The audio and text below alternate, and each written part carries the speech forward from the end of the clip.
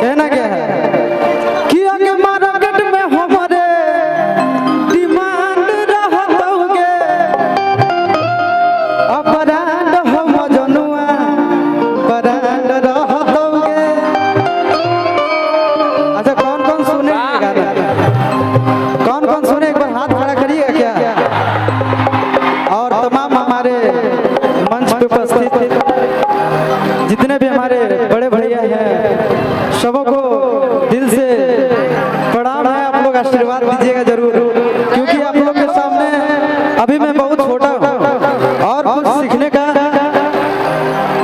प्रयास कर रहा हूँ और धीरे धीरे कोशिश रहेगा तो सीख ही जाएगा, है कि नहीं। सबसे पहले आप लोग क्या सुनिएगा वही सुना देंगे। अभी बैक टू बैक गाना जो आ रहा है अपना कि योगी सोना यारा हो भरती पटनावा में आके मुलाकात कर लेगे कि पातर छौड़न के मोटा देगे चाटा के उठाला।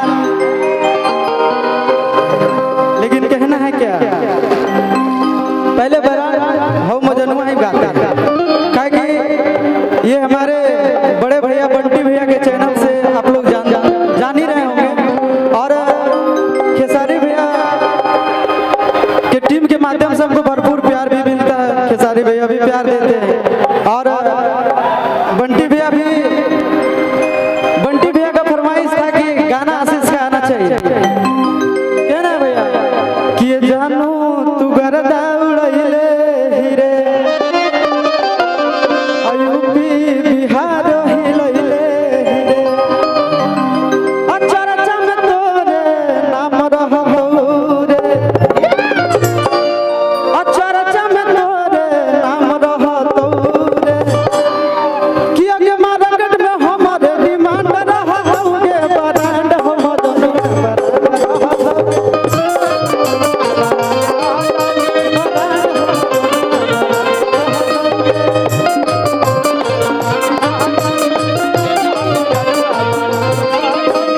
जानू तू गरदा उड़ैले रे यूपी बिहार हिलैले रे जानू तू गरदा उड़ैले रे यूपी बिहार हिलैले रे चर्चा में तोरे नाम रहतौ रे आगे मार्केट में हमारे डिमांड रहतौगे अब ब्रांड हम जनुआ ब्रांड रहतौगे।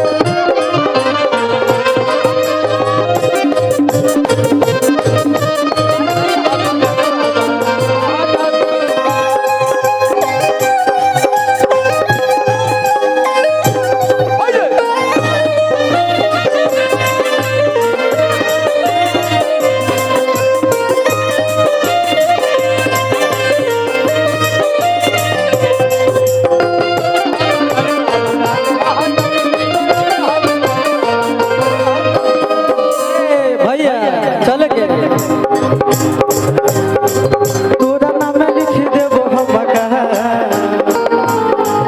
तोरा नाम लिख देबो हम कहा तोरी बहन जो ना जादू जी के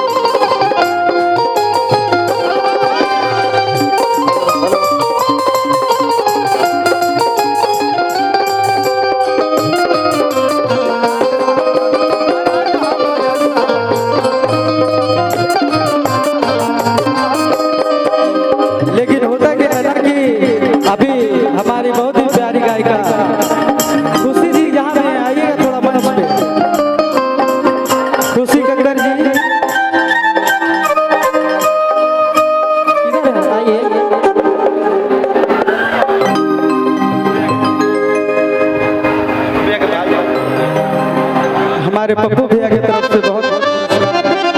एक तो माइक दीजिएगा थोड़ा, एक तो माइक बढ़वाइएगा।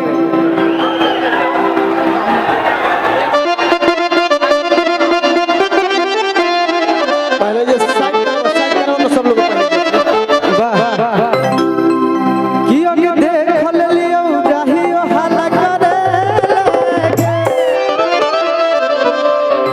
आगे देख लियो जाहियो हाला करे अछौड़ा रोज रोज